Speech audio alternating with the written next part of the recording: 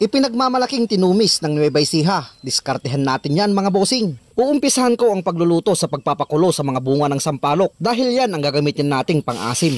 Pagkatapos ay magigisa na ako ng bawang. Hihintayin ko lang na maging medium brown ang kulay, tsaka ko naman isusunod ang sibuyas. Maaari din kayong maglagay ng kaunting luya kung inyong kursunada. Sa ibang bersyon naman ng lutuing ito ay naglalagay pa sila ng kamatis, pero sa akin ay hindi na.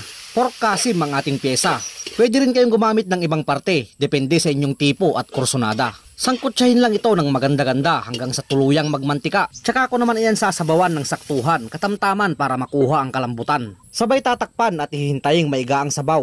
Malambot na ang karne, tinimplahan ko na rin ng mga pampalasa. Pagkatapos ay ilalagay ko naman ang katas ng pinakuloang sampalok. Sunod naman sa pila, ang dahon at talbos. At nang magkaigi na, ilalagay ko naman ngayon ang dugo. Alagaan lamang ito sa halo upang masigurado natin na hindi mamuo ang nilagay nating dugo. Sa pagkakataong yan, binawasan ko na ng kahoy upang humina ng bahagya ang apoy. Para sa panghuling sangkap, ilalagay ko na ang siling haba. Kaunting halo pa hanggang sa maluto ng bahagya ang sili. At ito na nga't luto na, ang tinumis na pinagmamalaki ng mga taga Nueva Ecija.